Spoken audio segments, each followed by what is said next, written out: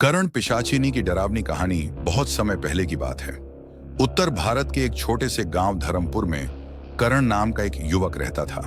करण बेहद साहसी पर जिज्ञासु स्वभाव का था।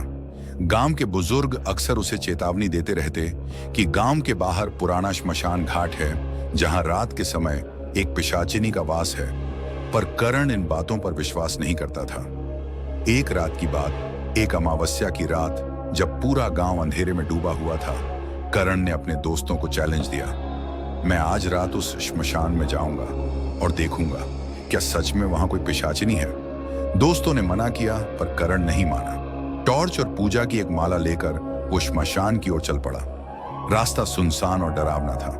पेड़ ऐसे सरसराते जैसे कोई फुसफुसा रहा हो। एक अजीब सी ठंडी हवा उसके गालों को चीरती हुई जा रही थी। श्मशान में जब करण श्मशान पहुंचा तो वहां की नीरवता असहनीय थी।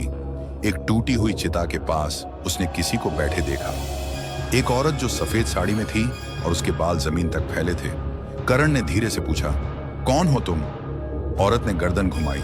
उसकी आंखें लाल थीं, मुंह से खून टपक रहा था और उसकी हंसी मानो आत्माओं की चीख हो, तू आ ही गया। करण का दिल धक से रह गया। उसने तो अपना नाम भी नहीं बताया था। भागने की कोशिश, डर के मारे करण ने भागने की कोशिश की, लेकिन उसके पैर जमीन में जैसे गड़ गए। तभी पिशाचिनी हवा में उड़ती हुई उसके सामने आ खड़ी हुई। जो मेरी आत्मा को शांति नहीं देगा वो कभी चैन नहीं पाएगा। करण बेहोश हो गया। अगली सुबह गांव वालों ने करण को श्मशान के पास बेहोश पाया। होश में आने के बाद करण गूंगा हो गया। उसकी जबान ने काम करना बंद कर दिया था। उस दिन के बाद वो कभी भी रात में घर से बाहर नहीं निकला। गांव वालों का कहना है कि करण ने जो देखा वो इंसानी आंखों के लिए नहीं था, और जो नाम उसने लिया वो अब भी हर अमावस्या की रात श्मशान में गूंजता है। करण की जिंदगी पूरी तरह बदल चुकी थी। अब वो एक गूंगे इंसान की तरह दिन बिताता था, लेकिन उसकी आंखों में डर नहीं, कोई रहस्य था, अजीब हरकतें। कुछ महीनों बाद गांव में अजीब घटनाएं होने लगीं। बच्चे नींद में चीखते, रातों को किसी औरत के रोने की आवाजें आती और लोग कहते, श्मशान की तरफ मत जाना, वहां करण अब अकेला नहीं रहता। लोगों ने देखा कि करण रात में जंगल की ओर निकल जाता था और सुबह वही कपड़े खून से सने हुए मिलते।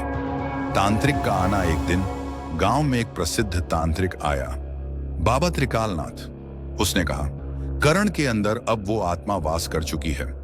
वो पिशाचिनी उसे पूरी तरह काबू में ले चुकी है। अगर इसे रोका नहीं गया तो पूरा गांव इसकी चपेट में आ जाएगा। अंतिम रात्रि बाबा ने अमावस्या की रात हवन रचाया। करण को श्मशान ले जाया गया, जहां वही सफेद साड़ी वाली औरत प्रकट हुई। उसने करण को हवा में उठाया और चिल्लाई, ये मेरी आत्मा का साथी है, इसे मुझसे मत छीनो। बाबा ने मंत्रों का जाप शुरू किया और आग तेज जलने लगी। तभी करण की आंखों से आंसू निकले। पहली बार किसी ने देखा। करण की आत्मा ने अपने अंदर की बुरी शक्ति से लड़ाई की और एक जोर की चीख के साथ पिशाचिनी आग में समा गई। करण बेहोश होकर जमीन पर गिर पड़ा। अगली सुबह करण की जबान लौट आई थी।